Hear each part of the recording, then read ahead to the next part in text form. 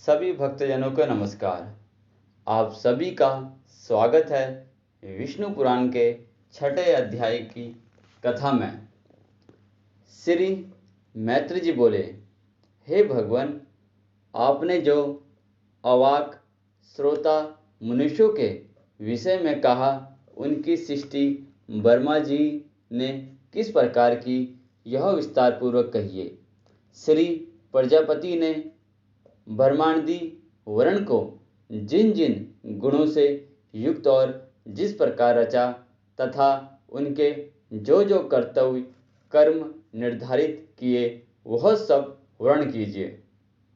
श्री पराशर बोले, हे द्विजश्रेष्ठ, जगत रचना की इच्छा से युक्त सत्य संकल्प श्री ब्रह्मा जी के मुख से पहले सत्य प्रधान प्रजा उत्पन्न हुई।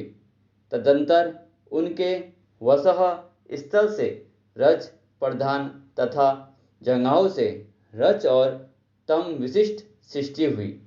हे द्विजोत्तम, चरणों से ब्रह्मा जी ने एक और प्रकार की प्रजा उत्पन्न की, वह तमह प्रधान थी। ये ही सब चारों वर्ण हुए।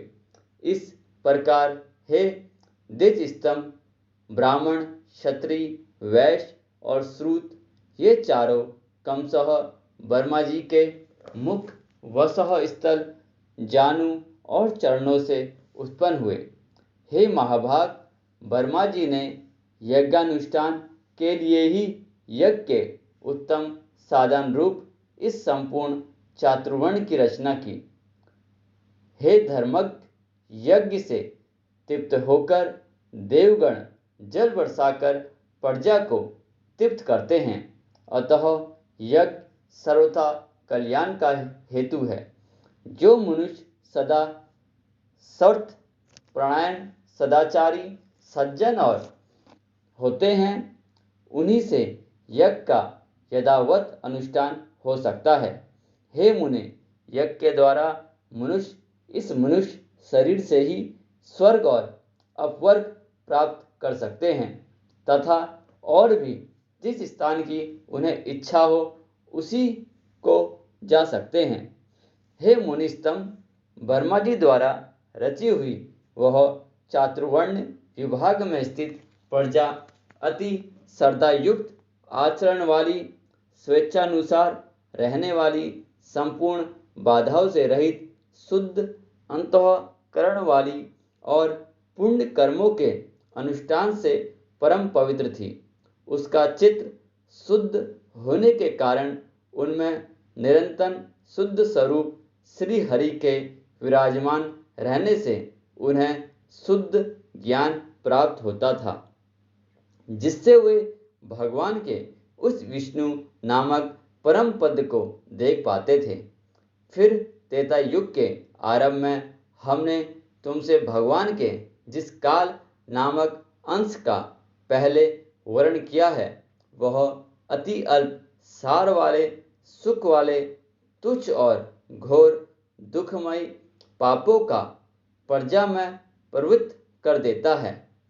हे मैत्रेय, उसमें प्रजा में पुरुषार्थ का विघातक तथा अज्ञान और लोभ की उत्पन्न करने वाला रागादि रूप अधम का बीज उत्पन्न हो जाता है।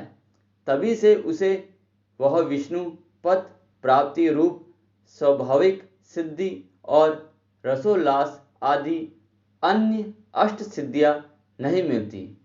उन समस्त सिद्धियों के क्षीण हो जाने और पाप के बढ़ जाने से फिर संपूर्ण प्रजा दंत हास और दुख से आतुर हो गई।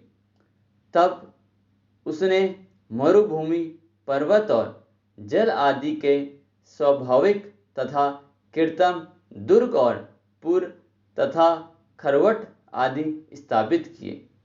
हे महामते, उन पुर आदि को मैं शीत और घाम आदि बाधाओं से बचने के लिए उसने यथा योग्य घर बनाए। इस प्रकार शीतोष्ण आदि से बचने का उपाय करके उन प्रजा ने जीविका के साधन रूप कृषि तथा कला कौशल आदि की रचना की। हे मुने, धान, जौ, गेहूँ, छोटे धान्य, तिल, कागनी, ज्वार, कोदी, छोटी मटर, उड़द, मूंग, मसूर, बड़ी मटर, कुल्थी, राई, चना और अन्य ये 17 ग्राम औषधियाँ की जातियाँ हैं। ग्राम और वन्य दोनों प्रकार की मिलाकर कुल 14 औषधियाँ यात्रिक है।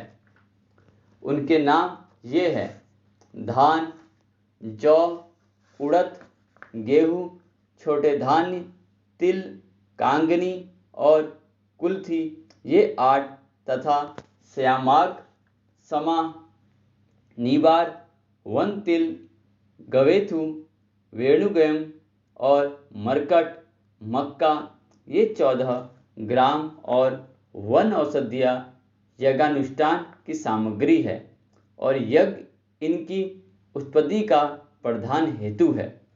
यज्ञों के सहित ये औषधियाँ प्रजा की वृद्धि का परम कारण है। इसीलिए यही लोग परलोक के ज्ञाता पुरुष यज्ञों का अनुष्ठान किया करते हैं। हे मुनिश्रेष्ठ, नित्य प्रति किया जाने वाला यज्ञानुष्ठान मनुष्यों का परम उपकारक और उनके लिए पापों को शांत करने वाला है। हे महामुने, जिनके चित्त में काल की गति से पाप का बीज बढ़ता है, उन्हीं लोगों का चित्त यज्ञ में प्रवृत्त नहीं होता। उन यज्ञ के विरोधियों ने वैदिक मत, वेद और यज्ञादि कर्म सभी की निंदा की है। वे लोग दुरात्मा, दुराचारी, कुटिलमती, वेद और प्रवृत्ति मार्ग का उच्छेद करने वाले ही थे। हे धर्मवानों में श्रेष्ठ मैत्री, इस प्रकार कृषि आदि जीविका के साधनों के निश्चित हो जाने पर प्रजापति ब्रह्मा जी ने प्रजा की रचना कर उनके स्थान और गुणों के अनुसार मर्यादा, वर्ण और आश्रमों के धर्म तथा अपने धर्म का भली प्रकार पालन करने वाले समस्त वर्णों के लोक आदि की स्थापना की। कर्मनिष्ठ ब्राह्मणों का स्थान पितृलोक है। युद्ध क्षेत्र से कभी न हटने वाले क्षत्रियों का इंद्रलोक है तथा अपने धर्म का पालन करने वाले वैश्यों का वायुलोक और सेवार्थ धर्मपरायण सूत्रों का गंधर्व लोक है। 88,000 उद्वरेता मुनि हैं। उनका जो स्थान बताया गया है वही गुरुकुल वासी ब्रह्मचारियों का स्थान है। इस प्रकार वनवासी वानप्रस्थों का स्थान सप्तर्षि श्लोक, गृहस्थों का पितृलोक और सन्यासियों का ब्रह्मलोक है तथा आत्मानुभव से तृप्त योगियों का स्थान अमरपद मोक्ष है। जो निरंतर एकांत सेवी और ब्रह्म चिंतन में मगन रहने वाले योगीजन है, उनका जो परम स्थान है उसे पंडितजन ही देख पाते हैं।